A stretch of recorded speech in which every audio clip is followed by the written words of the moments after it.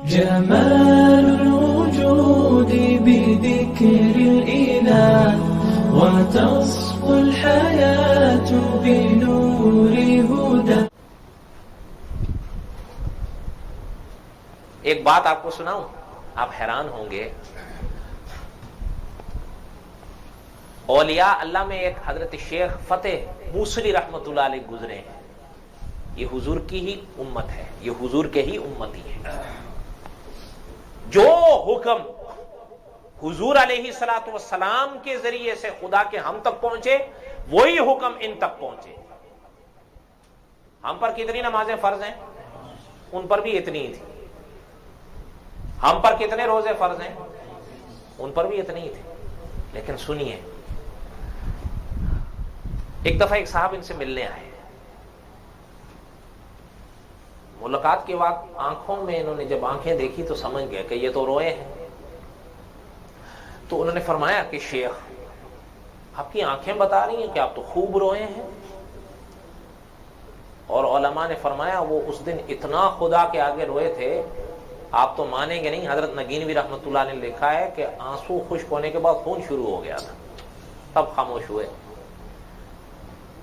تو فرمایا کہ آپ اتنا، فرمایا کہ بھئی بات یہ ہے، رونا آتا ہے میں جب اللہ کے آگے بیٹھتا ہوں صرف یہ سوچ کے کہ شاید نماز میں کوئی کمی کوتاہی رہ جائے، نہ قبول ہو، تو رونا ہی اللہ کے ہاں قبول ہو، اس لیے رونا آ جاتا ہے.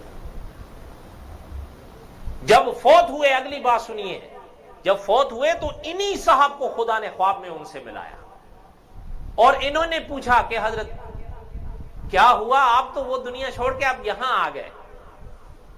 تو حضرت نے فرمایا کہ بھائی یار کیا سناؤں، اللہ نے بخش دیا. فرمایا تو ماجرا تو سنائیے. فرمایا ماجرا یہ ہے کہ اللہ نے جیسے میری آنکھ بند ہوئی، اللہ نے اپنے سامنے کھڑا کر دیا. اور اللہ نے فرمایا، حالانکہ اللہ جانتے ہیں، اللہ نے فرمایا فتح اتنا کیوں روتے تھے؟ فرمایا اللہ میاں بس یہی ڈر رہتا تھا کہ شاید عبادات میں ناقص رہ جائیں تو رونا قبول ہو جائے. پتہ حضرت فرماتے ہیں کہ اللہ نے فرمایا فتح وہ آپ کی سوچ ہے، ہم سے پوچھو کہ میرے فرشتے جو آپ کا نامہ اعمال لکھتے رہے ہیں، 40 سال میں میرے فرشتوں کو آپ نے موقع ہی نہیں دیا ہے کہ وہ کوئی گناہ لکھتے. آپ کا کتنا؟ 40 سال تک نامہ اعمال میں ایک گناہ نہیں آیا. آپ تو کبھی پڑھتے نہیں. حضرت مرزا مظہر جانے جانا رحمت اللہ علیہ کا آپ کبھی پڑھیں؟ علماء نے بڑی عجیب بات لکھی ہے. مولانا ابو القاسم رفیق دلاوری رحمت اللہ علیہ نے کہ مسجد میں آئے، حضور کی سنت یہ ہے کہ مسجد میں جب انسان آئے پہلے دایاں پاؤں رکھے اور پھر، ایک دن مسجد آئے تو غلطی سے، جان کر نہیں، غلطی سے بایاں رکھ دیا. رکھنا کون سا چاہیے تھا؟ دایاں. سنت چھوٹ گئی، بے ہوش ہو گئے. شاگردوں نے اٹھایا، افاقہ ہوا. شاگردوں نے پوچھا کہ حضرت کیا ہوا؟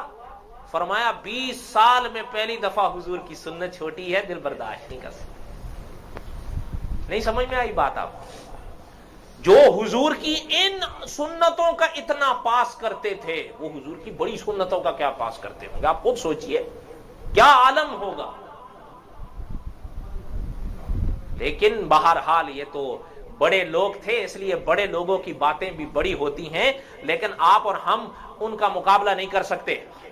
آپ اور ہم ان کا مقابلہ، ہاں یہ یاد رکھیے گا. لیکن کوشش تو کر سکتے ہیں، کوشش کر سکتے ہیں یا نہیں؟ مقابلہ نہیں کر سکتے، یہ ہمارے بس میں ہی نہیں ہے. اور بڑی عجیب بات ہوتی ہے. اکابر نے لکھا ہے کہ ایک خدا والے کی موت کا وقت قریب آیا. ان کا نام بھی لکھا ہے، دھیان سے سنیے. جب موت کا وقت قریب آیا، اعمال نامے کی رنگت دیکھو کہ علماء نے لکھا ہے خدا نے 8 کی 8 جنتیں سامنے کر دی. مرنے سے پہلے ساری تیری لی ہے، جس میں سے چاہ. علماء نے فرمایا ہے منہ پھیر لیا اور اللہ سے فرمایا اللہ میاں عبادت تیرے لیے کی ہے، اگر یہ اس کا عوض ہے تو میری تو زندگی ضائع ہے، مجھے تو آپ چاہیے.